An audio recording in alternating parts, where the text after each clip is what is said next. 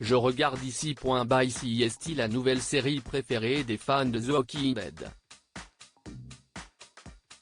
Le 10 septembre dernier, la chaîne américaine AMC a donné le coup d'envoi de The Walking Dead, Daryl Dixon, un spin-off centré sur le personnage de Norman Reedus.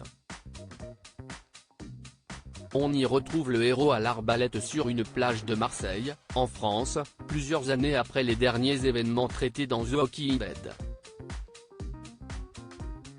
Très prometteur, ce scénario pose cependant une question: comment Daryl a-t-il pu rejoindre la France en temps d'apocalypse, sans avion de ligne ou pilote pour l'y emmener? Après avoir laissé planer le mystère pendant plusieurs semaines, la série a enfin décidé de répondre à cette question. Diffusé le 8 octobre dernier, le 5e épisode de Daryl Dixon lève le voile sur la manière dont Daryl a quitté le Maine, aux États-Unis, et s'est retrouvé échoué sur une plage du sud de la France. Daryl a été capturé dans le Maine par le groupe de Genet. Dans une séquence de flashback, Daryl croise la route d'un étranger à qui il demande de l'essence pour sa moto.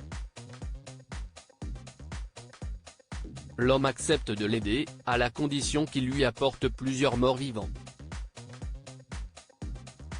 Visiblement habitué de ce genre de marché, Daryl s'exécute.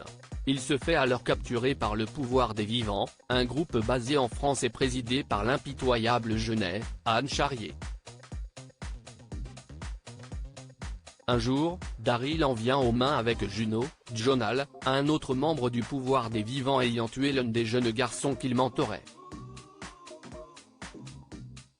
Daryl et Juno sont alors réprimandés et envoyés en France sur le navire du pouvoir des vivants.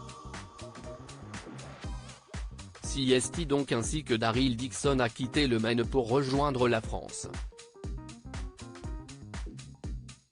Nous savons désormais que le pouvoir des vivants est un groupe formé post-apocalypse ayant pris le contrôle de Paris et de plusieurs régions françaises.